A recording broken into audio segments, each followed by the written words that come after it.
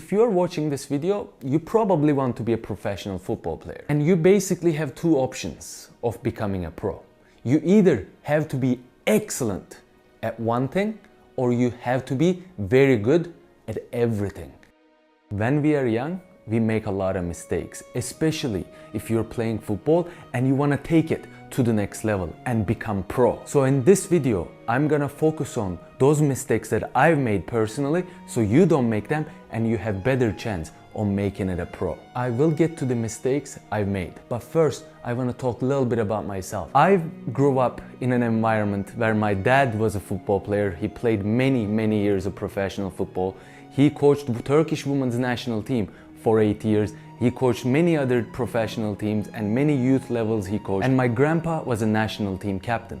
So I grew up in that environment where I was born to play football. I loved playing football, I loved watching football, and my entire youth, that's what it was about. Wake up in the morning, play football. Just before going to bed, watch football. Play video games, play FIFA. Anything football related I've done since I was very young. There are big mistakes I've made, and there are things that I should or shouldn't have done that would potentially help me and make me a better player. Your options will really depend on where you are from. Some countries you will have no options, where some countries you'll have more options. In North America, it's great. There's open fields everywhere you can go out and play.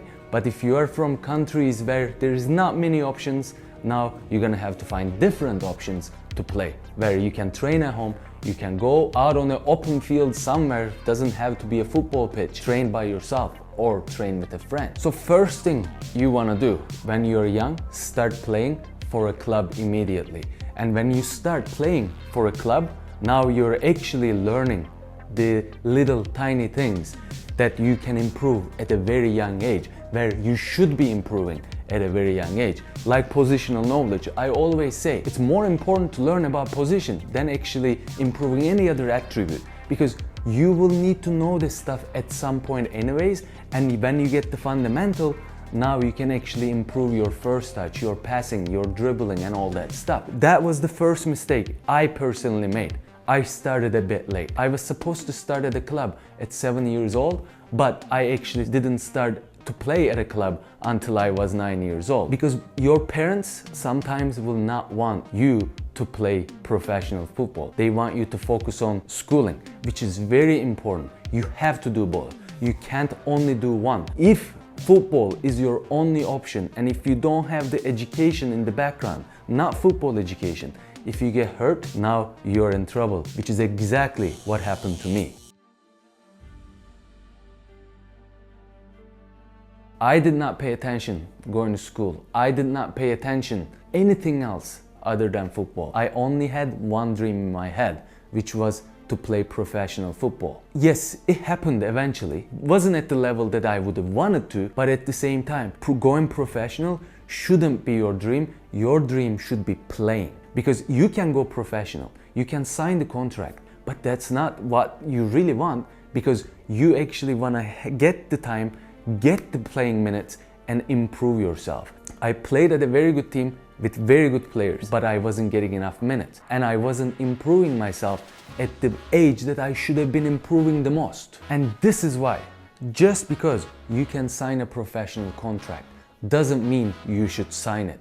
You need to be damn sure if you're gonna get minutes at the team that you're signing contract with. You can be semi-professional, you can be professional, you can be amateur, doesn't matter, but you need to be playing games and do not make the same mistake that I made. Then what happened? Because I wasn't paying attention at school, anything other than football, now I don't have the educational background. I don't have anything else other than football.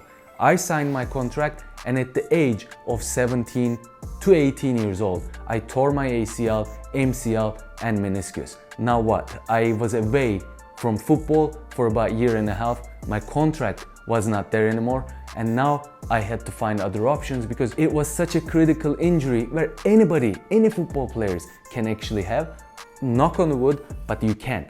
That's why you need to have something in the background running, and you need to have something in the background that's preparing you for the worst case. And then I started playing again after I recovered. Yes, maybe not professional anymore. When I was about 24, 25 years old, I stopped playing again because work and life just got in the way. I took about 3-4 years of break from playing, which really brought me back even further.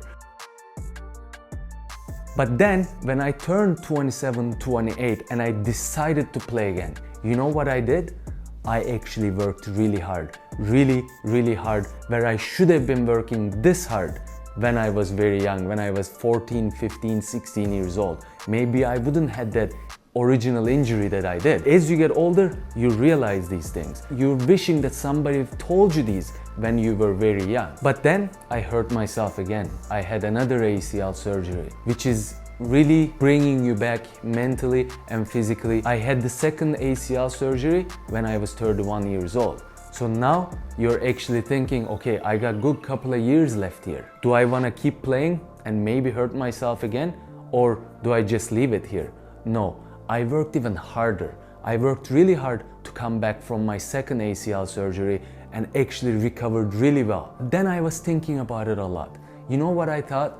I still want to do what I want to do, which is now I'm sharing my experience with you. I'm trying to teach you all the fundamentals of playing football, how you can become a pro footballer or how you can improve yourself when you're playing 11 versus 11 games. Not 7-a-side, I'm strictly focusing on how you can improve yourself to be a better player professionally. And if you don't know your position, if you don't watch enough games, if you don't watch enough football, you're never gonna improve these.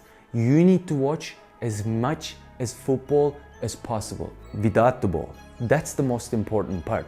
You need to realize that you need to watch the games a couple of times. Watch the players that plays your position. Watch the players with the ball and without the ball. Maybe watch a game where you're watching the player that plays your position with the ball. Then watch that game again and watch what they do when they don't have the ball. That's how you're gonna improve your positional knowledge, and that's how you're gonna give yourself the opportunity to become a pro footballer. And another important point that you need to pay attention to when you are watching players, don't only watch Manchester City playing, don't only watch Real Madrid playing, watch the teams that plays against Real Madrid, plays against Manchester City, and find those weaker teams and find the players that plays your position in those weaker teams. That's really gonna teach you how to play your position when you're playing at a bad team or when you're playing against a very dominant team. If you enjoyed this video, please drop a like and subscribe to my channel with the notifications on. You can also find my playlist right over here. Thanks for tuning in, and I will see you next time.